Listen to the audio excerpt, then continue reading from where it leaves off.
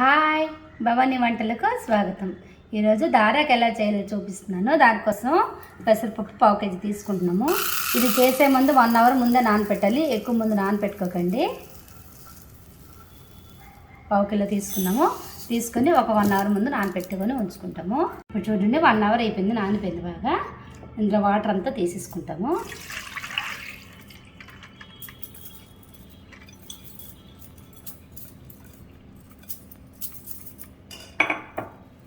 కొద్దిగా మంచి వాటర్తో కూడా శుభ్రంగా వాష్ చేసేసుకోవాలి. వాష్ చేసుకుని వాటర్ అంతా వెళ్ళిపోయిన తర్వాత మిక్సీలో వేసుకొని మిక్సీ చేసుకుంటాం. మరి వాటర్ వేయకంటే మిక్సీ చేసుకోవాలి.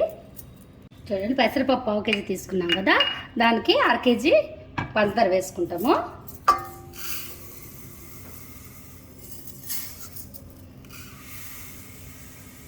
వేసుకొని లీటర్ వాటర్ వేసుకొని పాకం తీసుకుంటాము.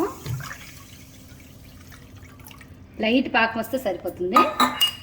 నీరంతా వెళ్ళిపోయింది, అలా వేసేసుకుని ఇందులో అస్సలు వాటర్ వేయకూడదు. ఇలాగ మిక్స్ చేసేసుకోవాలి. మిక్సీకి బ్లెండ్ ఉంటుంది కదా, ఈ బ్లెండ్ని ప్రెస్ చేస్తే అలా మిక్స్ చేయండి, బాగా వస్తుంది. చూడండి, ముద్ద ఈ థిక్నెస్ వచ్చేస్తుంది. ఇప్పుడు చౌరు పెట్టేసుకున్నాము. బాగా హీట్ ఎక్కిపోయింది. శుభ్రంగా హీట్ ఎక్కిపోయాక మీడియం ఫ్లేమ్ పెట్టేసి ఈ విధంగా వేసుకుంటాం. దీని మీద వేసుకొని స్లోగా ప్రెస్ చేయాలి.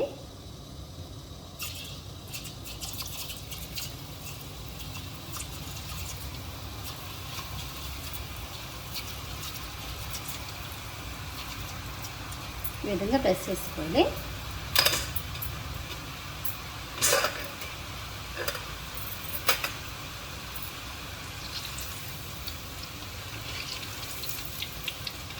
ఎక్కువ ఎరుపుగా వేపించుకోకూడదు.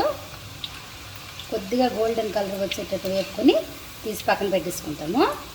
చూడండి, ఈ విధంగా వేపితే సరిపోతుంది. ఇప్పుడు వేపుకున్నాం కదా, ఈ విధంగా వేసేసుకుంటాము. టిష్యూ మీద వేసుకొని అతుక్కొని ఉంటాయి కదా, ఇవన్నీ ఇలాగ విడగొట్టేసుకోవాలి. విడగొట్టుకొని పాకం అయిపోయాక ఆ పాకంలో వేసుకుంటాం. ఇవి చూడండి, పందారు పెట్టుకున్నాం కదా, ఈ విధంగా వస్తుంది. జస్ట్ కరిగిపోయి కొద్దిసేపు మరిగితే సరిపోతుంది. ఇందులో ఈ వేడిలోన మనం వేపు పెట్టుకున్నాం కదా, ఈ దారాకుని ఇందులో వేసేసుకుంటాము.